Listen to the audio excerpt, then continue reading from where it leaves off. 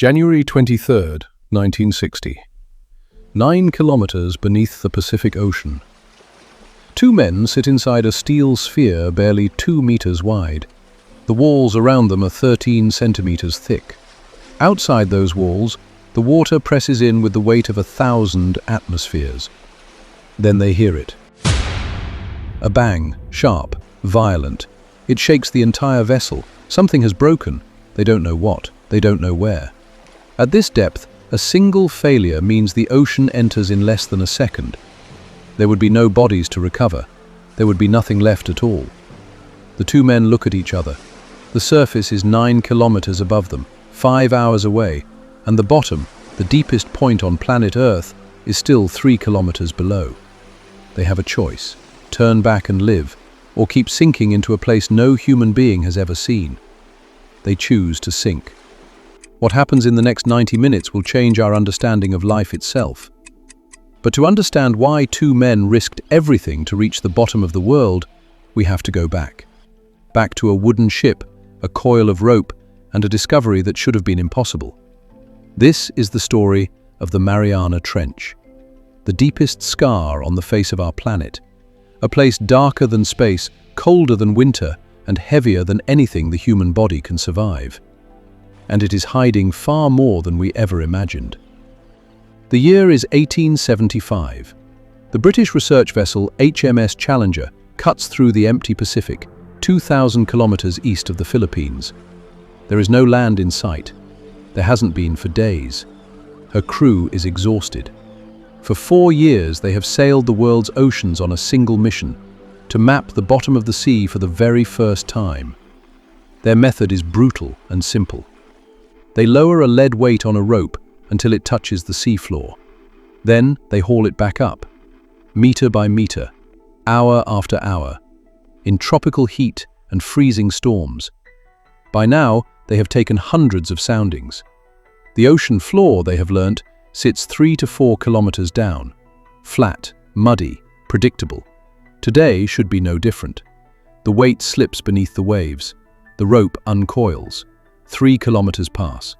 The crew waits for the line to go slack. It doesn't. 4 kilometers, still sinking. 5 kilometers. The men exchange glances. Nothing they have measured has ever gone this deep. They tie on more rope. 6 kilometers. 7. Imagine standing on that deck. The sun is burning above you. The water was calm and blue. And directly beneath your wooden hull, a hole in the planet that refuses to end. Sailors in those days lived on superstition. Their legends spoke of creatures rising from the deep, tentacles thick as masts, wrapping around ships and dragging them under. Standing over a bottomless pit in the middle of an empty ocean, those stories suddenly felt very real. Finally, at more than 8 kilometers down, the weight touches bottom. 8 kilometers. The crew has just discovered the deepest place ever recorded by human hands. They note it in the ship's log, take their position, and sail on. They have no idea what they've found, because here is the truth they couldn't see. If the Challenger had drifted just a little further west, her rope would have kept falling, past 9 kilometers, past 10, into a slot-shaped canyon that plunges nearly 11 kilometers below the surface. Today, we call that canyon the Challenger Deep, named after the ship that almost found it. 11 kilometers. The number is so extreme it breaks the human sense of scale. So let's make it real. Take Mount Everest, the tallest mountain on Earth. Rip it from the ground and drop it into the Challenger Deep. It vanishes. The summit, where climbers stand above the clouds, would sit more than 2 kilometers beneath the waves. You could sail a ship directly over the highest point on the planet and never know it was there. The trench itself is vast beyond imagination. A curved valley slicing 2,500 kilometers across the Pacific floor, roughly the distance from London to Moscow. The Grand Canyon, one of the wonders of our world, could fit inside the Challenger Deep alone 5 times over. And here is what makes this place truly strange. The Mariana Trench is not just a hole. It is a wound. A place where the floor of the Pacific Ocean, the oldest seafloor on Earth, 170 million years old, bends downward and dives beneath the planet's crust, returning to the molten rock from which it was born. The trench is where the surface of our world goes to die. 90% of all earthquakes on Earth begin along fractures like this one. The Ring of Fire, the chain of volcanoes that encircles the entire Pacific, exists because of what happens in these depths. The Mariana Trench is not a dead place at the bottom of the map. It is one of the most violent and active boundaries on the planet. It is simply violent in slow motion. For 85 years after the Challenger's discovery, the trench remained exactly that, a number in a logbook, a depth no one could visit, a door no one could open. Scientists were certain about one thing, though: nothing could live down there. The pressure would crush any cell. The darkness would starve any ecosystem. The cold would stop the chemistry of life itself. The deepest ocean, they declared, was a dead zone. They were about to be proven spectacularly wrong. To understand what lives in the Mariana Trench, and how, you cannot read about it. You have to go down. So, come with us, right now. You are floating on the surface of the Western Pacific, directly above the Challenger Deep. There is no land for 300 kilometers in any direction. Below your feet lie 11 kilometers of open water. Take a breath and sink. The first thing you notice is silence. Just a few meters down, the chaos of the waves disappears. Sunlight pours through the water around you, bright and golden and alive. You are in the epipelagic zone, the sunlight zone, the thin upper skin of the ocean. And thin is the right word. This layer reaches down only 200 meters, barely 2% of the ocean's depth. Yet almost everything you know about the sea lives here. This is where sunlight powers photosynthesis. Microscopic drifting plants, phytoplankton, capture that light and turn it into energy, producing half of all the oxygen you have ever breathed. Every second breath you take comes from this glowing layer of water. Tuna patrol these waters. Sharks hunt here. Whales rise here to breathe. But you are still sinking, and the light is beginning to die. 200 meters down, the world changes. The reds and yellows of sunlight have been swallowed by the water above. Everything turns deep blue, then grey, then something close to darkness. You have entered the twilight zone. Here, the rules of the surface stop working. There is not enough light for photosynthesis. There are no plants at all. Every living thing in this zone either hunts, scavenges, or waits. And yet, this dim, cold middle layer may contain more fish than the entire rest of the ocean combined. Most of them belong to a single creature you have probably never heard of, the bristlemouth, a finger-sized fish with needle teeth and glowing spots along its belly. It is not impressive to look at, but there are more bristlemouths on this planet than any other vertebrate, more than every chicken, every rat, and every human. Scientists believe their numbers reach into the quadrillions. The most successful backboned animal on Earth lives its entire life in the dark, and almost no one knows its name. Around you now, lights begin to flash. Blue sparks, glowing pulses, drifting lanterns in the black. This is bioluminescence, light made by living bodies. Down here, it is not decoration, it is survival. Some creatures flash to find a mate in the darkness. Some glow to lure prey within reach of their jaws. Others use light as a weapon, releasing a burst of glowing liquid, a flash grenade made of chemistry, blinding their attacker as they vanish into the black. In this world, light means something is hunting, or something is dying.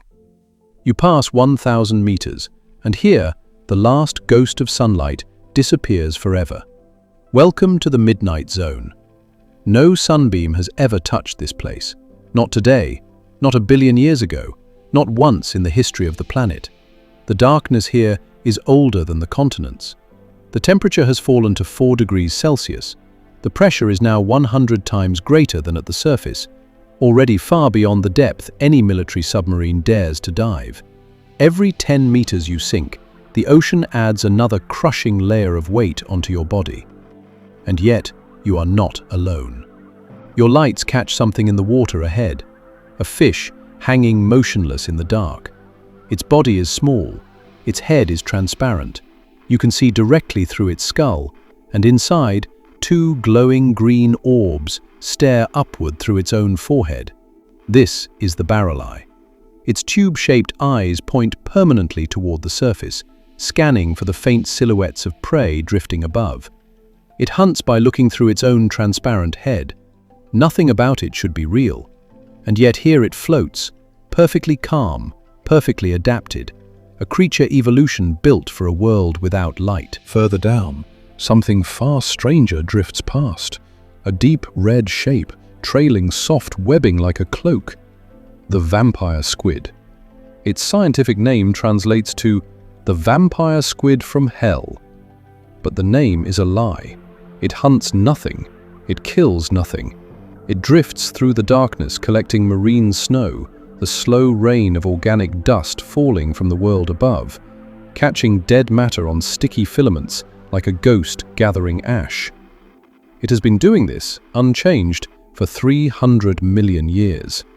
The vampire squid was drifting through these black waters before the first dinosaur walked the earth. It watched their entire reign begin and end from the darkness, and it is still here. Deeper still, the hunters appear. The anglerfish, a nightmare of teeth and patience, dangling a single glowing lure in front of jaws that can swallow prey whole. The fangtooth is a fish whose teeth are so large relative to its body that it cannot fully close its mouth. Its fangs slide into special sockets in its own skull. If those sockets didn't exist, the fangtooth would impale its own brain every time it took a bite. This is the Midnight Zone. The largest habitat on planet Earth covers more than half its surface, and we have barely begun to explore it. But you cannot stop here, because 4 kilometers down, the seafloor finally appears in your lights. Vast, grey, and silent. For most of the ocean, this is the bottom, the end of the road. Not here. Here, the floor ahead of you cracks open. The sediment falls away into a black slot in the skin of the planet. Walls of ancient volcanic rock plunging downward, deeper than anything has a right to go. You have reached the edge of the trench. Below you lies a world that scientists once swore was impossible. A zone named after the Greek god of the underworld himself. And the two men sinking toward it in 1960, inside a cracked and groaning steel sphere, are about to find out exactly why. January 23rd, 1960. 5 in the morning. The Pacific is angry. A strange vessel rolls in the swells 200 miles southwest of Guam. She looks like nothing else ever built, a 15-meter float filled with gasoline and, hanging beneath it, a tiny white steel ball. Her name is Trieste. The sphere is the entire living space, 2 meters across, walls of forged steel, 13 centimeters thick, 2 small portholes of solid acrylic. Inside, there is barely enough room for 2 men to sit with their knees touching. Those 2 men are about to attempt something no human has ever done, a descent to the deepest point on planet Earth. The first is Jacques Piccard, a tall, quiet Swiss engineer whose father designed this very machine. The second is Don Walsh, a US Navy lieutenant who volunteered for a mission most of his colleagues considered suicide. There is no rescue plan. There cannot be one. If anything fails at depth, no vessel on Earth can reach them. They both know this. They climb in anyway. At 8:23 a.m., the Trieste slips beneath the waves. The descent is slow, agonizing. The sphere sinks at less than a meter per second, walking pace, into a journey of 11 kilometers. The sunlight fades within minutes. At 300 meters, the portholes show only black. Inside, the temperature falls. The walls grow cold, then freezing. The 2 men sit in silence, wrapped against the chill, watching the depth gauge crawl downward. 600 meters, 1,000, 2,000. Outside the steel, the pressure climbs without mercy. Every few minutes, the ocean adds another crushing atmosphere. The sphere is now carrying more weight than any vessel in human history. 3,000 meters, deeper than the grave of the Titanic. 5,000 meters, deeper than any submarine on Earth could survive. 7,000, 8,000. The men barely speak. there is nothing to say. There is only the cold, the hum of instruments, and the gauge falling and falling. Then, at 9,000 meters, the ocean speaks. Bang! The entire sphere shudders. The sound is sharp and violent, like a rifle shot inside a church's bell. Both men freeze. At this depth, they are carrying 8 tons of pressure on every square inch of their hull. A failure is not a leak. A failure is instant, total annihilation. An implosion faster than the human nervous system can even register. They would never know they died. They check the instruments. Nothing. They scan the sphere. Nothing. Whatever broke, they cannot find it. Don Walsh looks at Picard. The surface is 5 hours above them. The bottom is 90 minutes below. Every rule of survival says, go up now. They go down. Think about that choice. 2 men, alone in the freezing dark, are inside a machine that has just cracked somewhere they cannot see, and they choose to keep sinking. Not for money, not for fame, because the bottom of the world was there, and no one had ever touched it. At 1:06 p.m., after nearly 5 hours of falling, the Trieste settles onto the floor of the Challenger deep, 10,916 meters beneath the surface. 2 human beings are sitting at the deepest point on planet Earth. Their landing stirs up a storm of pale sediment, fine silt that has been settling here, undisturbed, for millions of years. For long minutes, they can see nothing at all. They have traveled to the bottom of the ocean, and the bottom of the ocean is hiding. Then the water clears. And through a porthole barely wider than a human face, Jacques Picard sees something that should not exist. Movement. A flat, pale creature, gliding calmly across the seafloor. Alive. At a depth where science swore life was impossible, where pressure should crush cells, dissolve bones, and stop the chemistry of biology itself, something is alive, and it is swimming away from their lights, entirely unimpressed by the first humans ever to visit its world. In that single moment, through 5 centimeters of acrylic, our entire understanding of life changed. There is no depth, no darkness, no pressure that life has not conquered. The dead zone was never dead. The 2 men spend just 20 minutes on the bottom.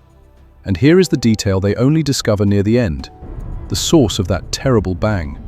A crack running through one of the outer acrylic window blocks, part of the very system keeping the ocean out of their sphere. They had descended the final 3 kilometers, the most dangerous stretch of water on Earth, inside a wounded vessel. If that crack had spread, the Pacific would have erased them in less time than a single heartbeat. The ascent takes over 3 hours.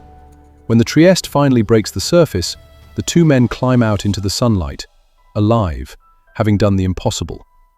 And then, silence.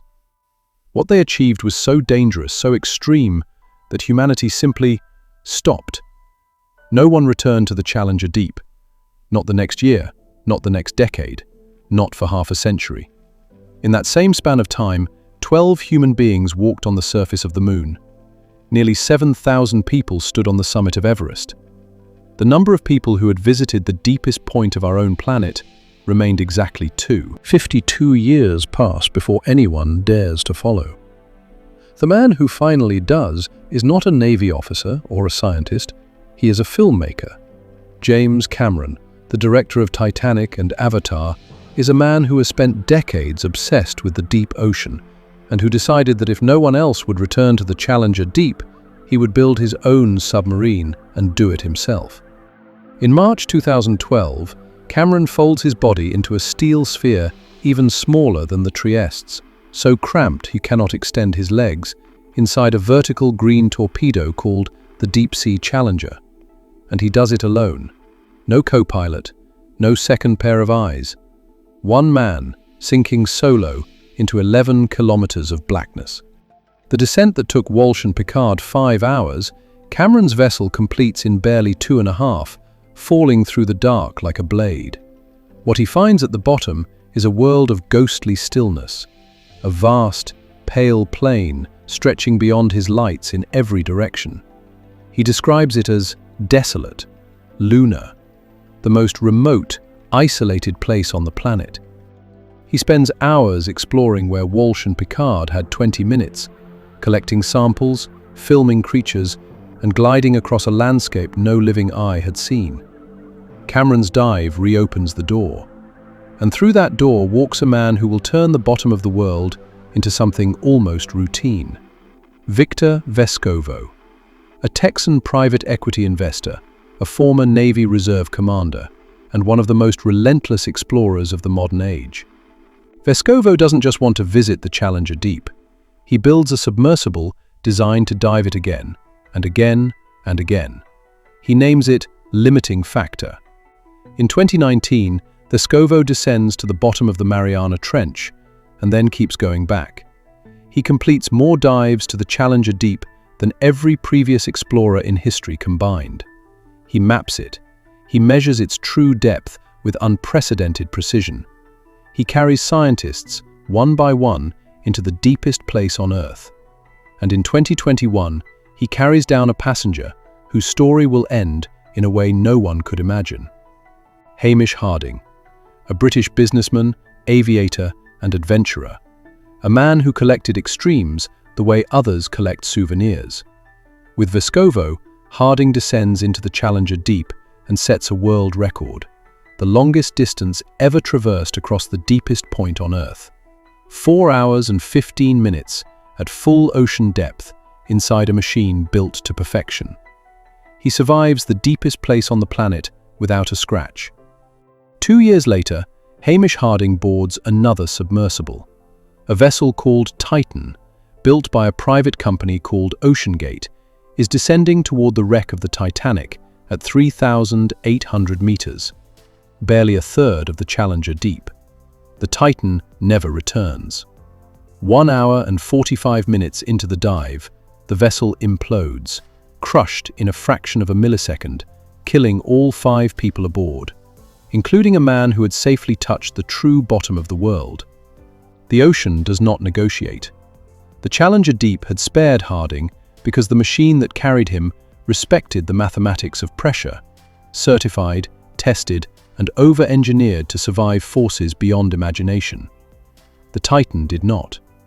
And at less than half the Challenger Deep's pressure, the ocean closed its hand. Here is the truth those two stories tell together. The deep ocean does not care who you are. It does not care about courage, wealth, or experience. It enforces a single law, everywhere, forever. Respect the pressure, or become part of the silence. To this day, fewer people have reached the bottom of the Challenger Deep than have flown to space. The deepest point of our own planet remains more exclusive than the moon. And yet, every person who has made that journey returns saying the same strange thing. The bottom is not the most disturbing part.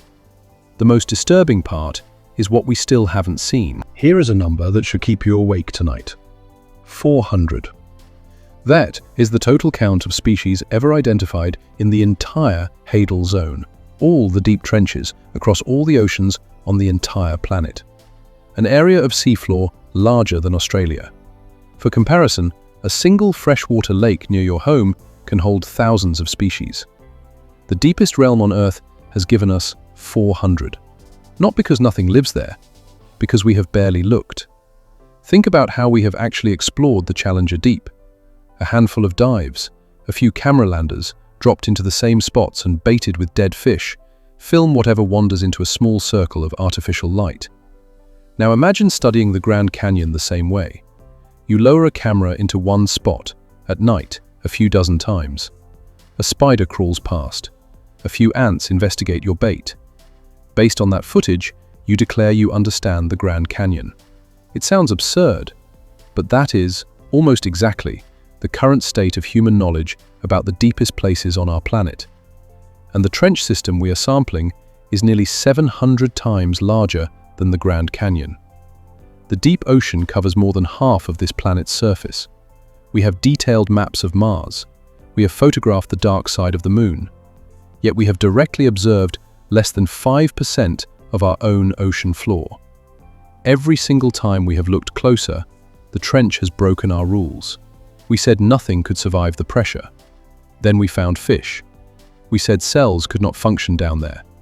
Then we found xenophyophores, single cells the size of your fist thriving where biology textbooks said cells must die.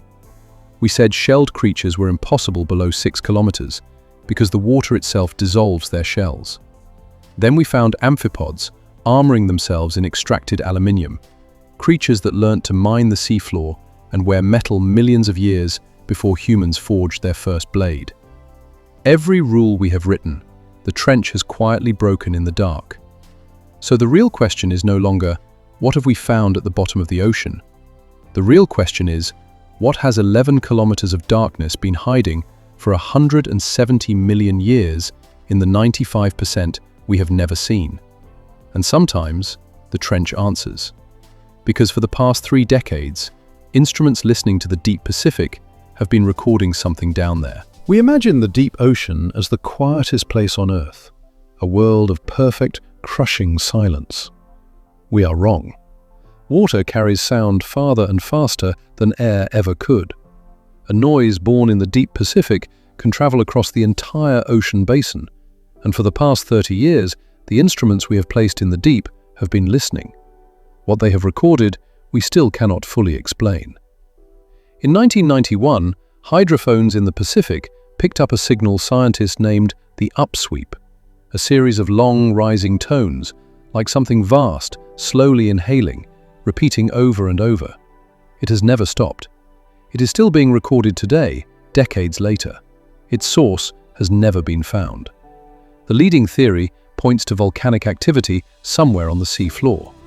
But after more than 30 years of listening, the honest answer remains 2 words long. We don't know.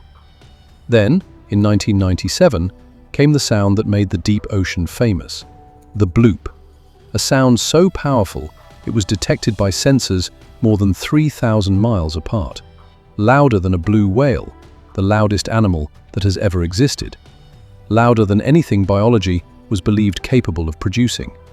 For years, the bloop haunted ocean science. Its acoustic signature, its shape, its character, resembled a living source. And if it was a living source, then somewhere in the deep Pacific swam something larger than anything humanity had ever discovered. The official explanation finally arrived: an icequake, a massive shelf of Antarctic ice, fracturing and tearing apart, its death roar funneled through the deep ocean for thousands of miles. Most scientists accept this answer. But here is the detail that keeps the question alive. The recording you have probably heard online is sped up 16 times. At true speed, the sound is deeper, longer, and stranger. And the ocean it came from remains 95% unexplored. 2 years later, in 1999, the listening stations caught something else. A 15-second moan, powerful enough to be heard across the entire Pacific monitoring network. They named it Julia. The official theory is an iceberg running aground against the seafloor of Antarctica, but the acoustic profile has never perfectly matched. A handful of researchers, quietly, in the footnotes of their papers, still note the alternative, that the signature resembles something biological, something enormous, something we have not yet met. Let us be honest, as the explorers of this channel always will be. The most likely answers are ice and rock. The ocean is a machine of colliding plates and fracturing glaciers, and it produces monstrous sounds without needing monsters. But remember the rule the trench has taught us, again and again. Every time we declared something impossible down there, life under pressure, cells the size of fists, fish in the Hadal dark, the deep proved us wrong. We have explored 5%. The sounds are coming from the other 95%. In 2019, Victor Vescovo sank once more toward the bottom of the Challenger Deep. Another record dive, another journey to the loneliest place on the planet, a place visited by fewer souls than have left Earth's atmosphere. 11 kilometers down, his lights swept across the ancient sediment, the pale, dead-still floor of the world, a landscape older than mammals, untouched, pristine, beyond the reach of... And then he saw it. Resting on the seafloor of the deepest point on planet Earth was a plastic bag. A plastic bag and candy wrappers. Sit with that for a moment. No human being had ever stood in that spot. In all of history, barely a dozen people had even passed nearby. The Challenger Deep is farther from sunlight than the summit of Everest is from the sea, and our garbage beat us to the bottom. The trash did not need a submarine. It did not need titanium spheres or 5-hour descents. It simply sank, drifting down through 11 kilometers of darkness, settling silently into a world that had remained untouched for 170 million years. And the plastic was only what Vescovo could see. The invisible cargo runs deeper. Scientists studying the trench's amphipods, those armored survivors that conquered impossible depths, cut them open and found microplastics in their bodies. Industrial chemicals, banned decades ago, now circulate in the tissue of creatures living at the bottom of the world. One species, discovered swimming in these depths in 2020, was found so saturated with our pollution that researchers gave it an official scientific name you can look up today: Eurythenes plasticus, named after the plastic inside it. Here is what that means. There is now no place left on this planet, no trench deep enough, no darkness thick enough, no pressure strong enough, that remains beyond the reach of what we throw away. The Mariana Trench survived asteroid impacts. It survived ice ages. It survived 170 million years of crushing, grinding geology. It took us less than one human lifetime to reach it with our waste. The deepest place on Earth is now a mirror, and what it reflects is us. So what is the Mariana Trench really? It is the deepest wound on the face of our world, a place where the floor of the Pacific dives back into the planet that created it. It is a graveyard of broken rules, where life conquered conditions that science called unsurvivable. It is the stage of one of the bravest journeys in human history, two men in a cracked sphere, choosing the bottom of the world over the safety of the surface. And it is a warning, a dark mirror, 11 kilometers down, already holding our fingerprints. But more than anything, the trench is a question. Because everything in this story, every creature, every dive, every impossible discovery, came from the 5% we have seen. The deep ocean is the largest living space on this planet. It is older than the continents, darker than space, and it surrounds every coastline on Earth. We named it. We mapped its edges. We dipped our lights into its surface for a few hours at a time. We never conquered it. We only visited. And the ocean remembers every visit. Yet for all its darkness, the Challenger Deep is not the loneliest place in the ocean. That title belongs somewhere else. Far to the southeast, in the empty heart of the Pacific, there is a point on the map that sailors call the Pole of Inaccessibility, the single most isolated place on planet Earth, so far from land in every direction that the nearest humans are usually astronauts passing overhead on the space station. Ships avoid it, currents starve it, space agencies use it as a graveyard, deliberately crashing their dead satellites and space stations into its waters because there is nothing there to hit. Nothing, perhaps, except one detail: the loudest unexplained sound ever recorded in the ocean. The bloop came from those very waters. The place is called Point Nemo, and its story is next. The ocean remembers everything. We uncover its secrets. This is Aurelis Earth.